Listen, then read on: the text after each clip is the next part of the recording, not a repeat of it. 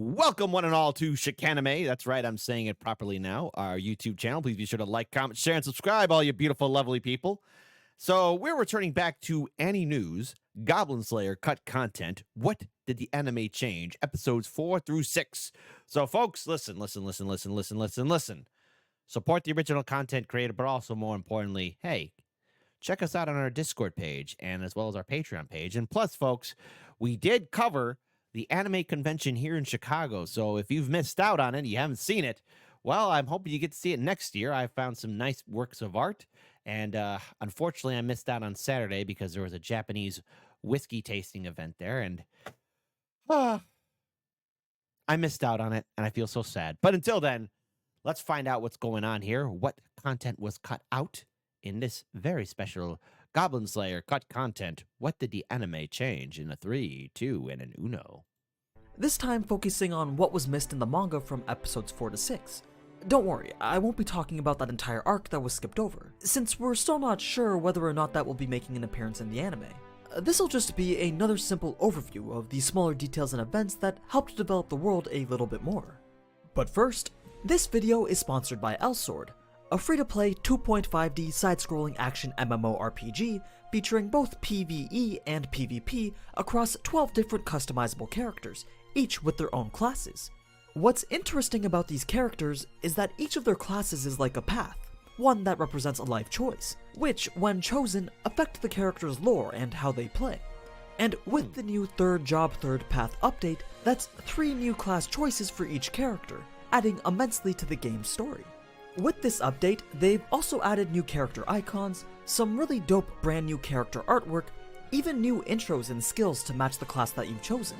Speaking of which, the skill system has also become more streamlined, as you no longer need to choose between them since they're now automatically learned at certain levels.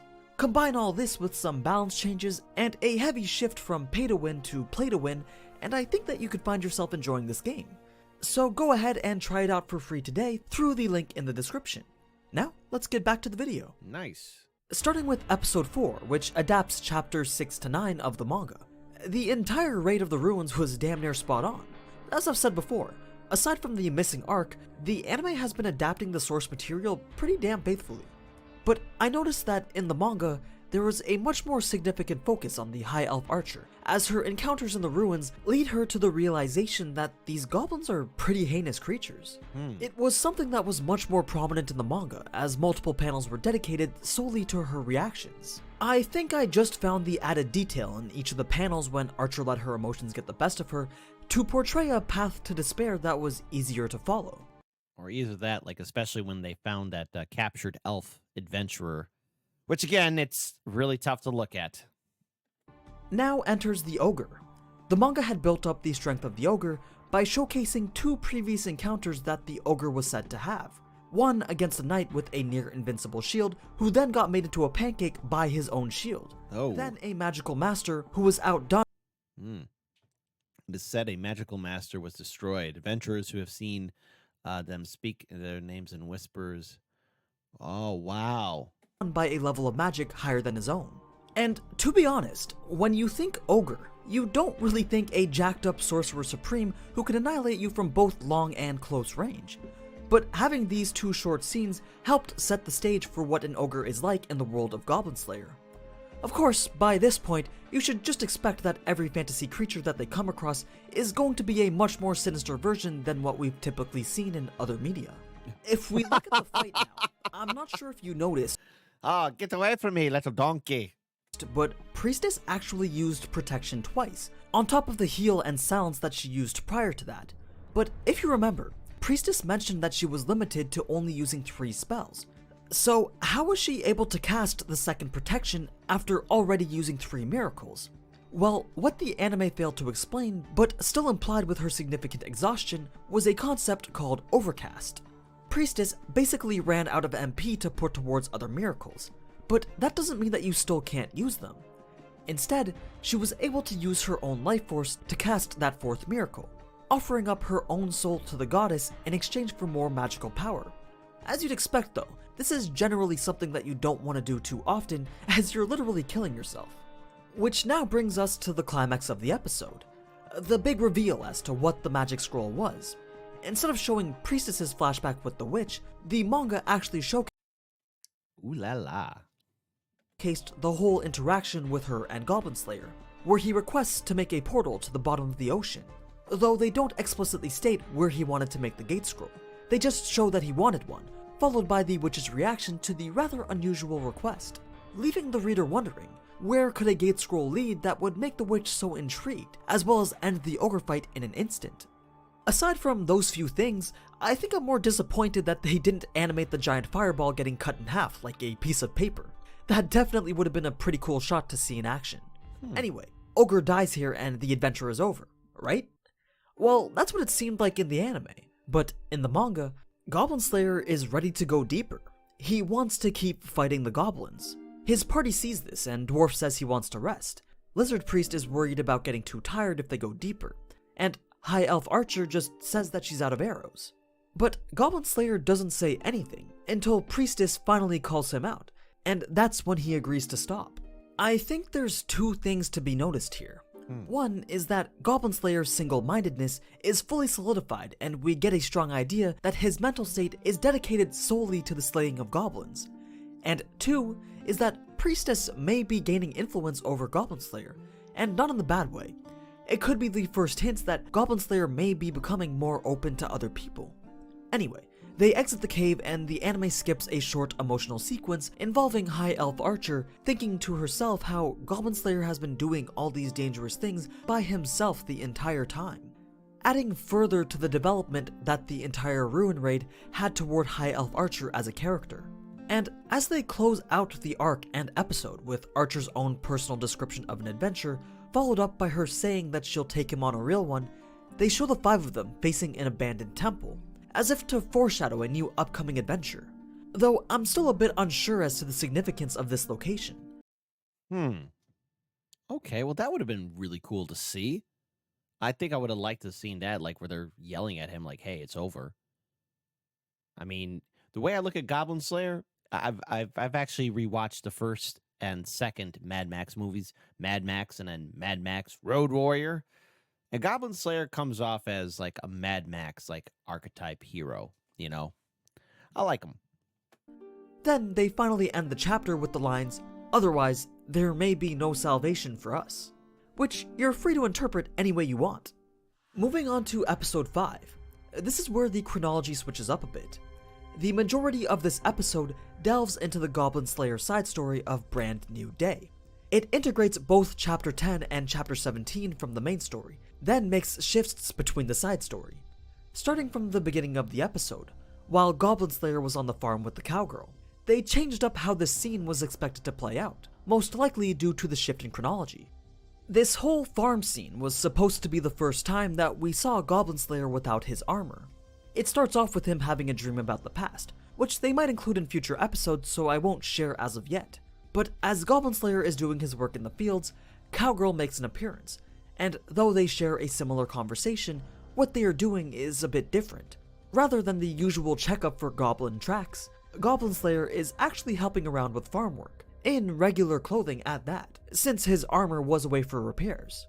When he goes to pick up the armor from the smith, they cut out a conversation that he has with Spearman, along with the smith's apprentice character.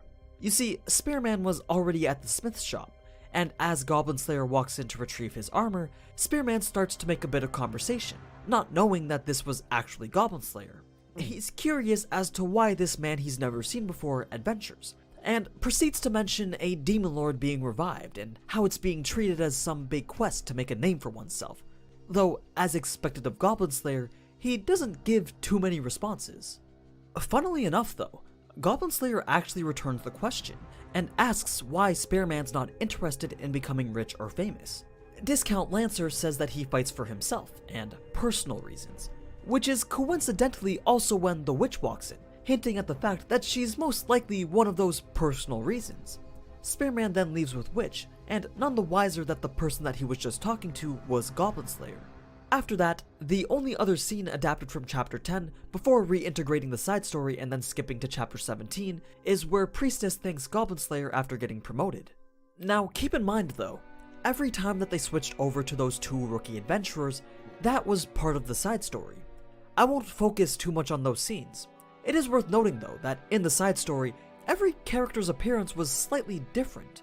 Spearman has much longer hair, Priestess has a new outfit, Goblin Slayer's helmet has a longer ponytail thingy, and his armor in general just looks much more rugged. So it was probably done this way to show a difference in time between the main story and these side stories, which makes me wonder why they chose to adapt it this way in the first place, instead of just continuing through with the main story. Perhaps we'll get some light shed on that later down the road. But moving on to the promotion interview, there was some extra information skipped over on how the Guild Association assigns ranks to adventurers. Oh yeah, this scumbag dude. So glad they kicked his ass out. It happened when Guild Girl asked Goblin Slayer to be an observer. She explains that the rank system is determined based on a combination of rewards that they've received through their adventures, as well as how their personality affects their character and relations with others, stating that trust is one of the most important factors in determining rank, and that if you're just an all-around scumbag, you could be as strong as Ainz himself and still not get promoted. This adds a bit more weight to Goblin Slayer's silver rank, because it highlights the fact that the Guild Association has been acknowledging his work and his character as an adventurer. Now, as we get to the actual interview, we're introduced to the Scout's entire party. There's the monk, the axe wielder, and the sorcerer. But the only person actually taking the interview for promotion from Steel to Sapphire, or the 8th to 7th level, is the Scout. I assume because he's the party leader. His whole party is completely worried about getting promoted, as they all seem to be low on finances. The monk has a family to support, axe wielder wants better rewards, and the sorcerer would be able to buy more spellbooks. But the Scout is just calm as ever, and I'm sure you know why. The Scout is a scumbag through and through, and when he walks in for the interview, he immediately gains the wrong impression upon seeing Goblin Slayer. He assumed that Goblin Slayer and himself had the same goals: climb the ranks as easily as possible and get rich while doing it. But we all know in Goblin Slayer's case, hunting goblins isn't that easy, and it's certainly not for the money. So Scout thinks he's in the clear for this promotion, but Guild Girl sees straight through it. In the anime, she doesn't acknowledge the other party members, but in the manga, she calls Scout out on how they've been doing all the same quests with the same rewards, yet he's the only one that seems to be in a well-off position, finally coming upon the conclusion that he kept some loot to himself, resulting in his demotion to Porcelain. As for the rest of his party, they were implied to be successfully promoted. Then the rest of the episode was just as you saw. I would have liked to have seen that. I would like to have seen their reactions and try and chase after that douchebag. Alright, episode 6 now. The introduction to the Sword Maiden and the Water Town. Hold on. Episode 6 now. The introduction to the Sword Oh yeah. Keep it classy. Maiden and the Water Town. There's scenarios in the manga where the characters make these absolutely ridiculous cartoon-like faces, and at times, it makes the series actually comedic.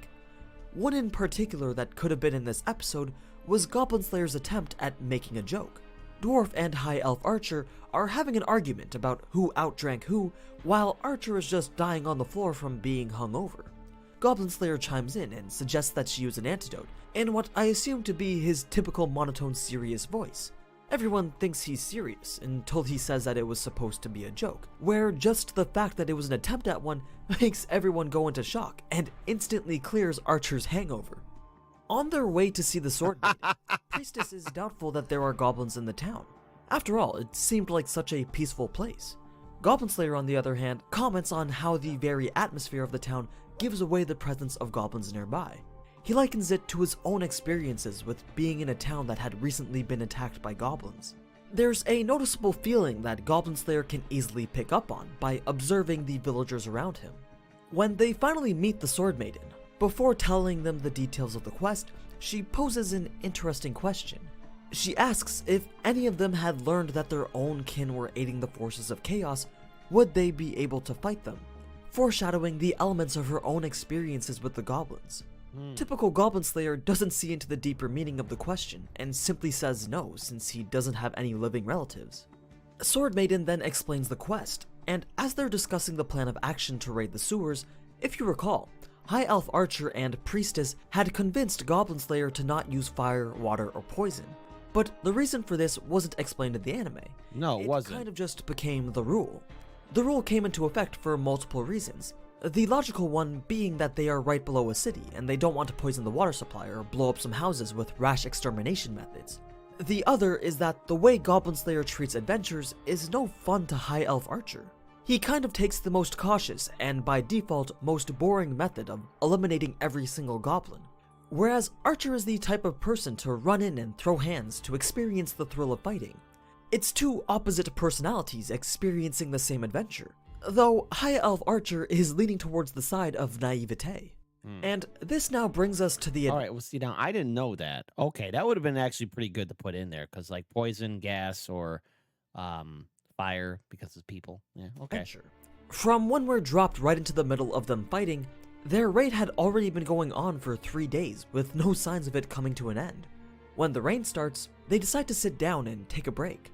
Goblin Slayer explains that he uses torches instead of lanterns because they double as a weapon and a light source. He also alludes to a person that he seems to be familiar with within the water town. This was actually the second time that he mentioned them, once when walking to the temple and talking about wheat, and again here while talking about grain and other food. It's a subtle way at leading into the events that ended episode 8, something that you probably wouldn't be able to pick up on unless you were already aware of what was going to happen. Of course, everyone else is more interested in who this mystery person might be.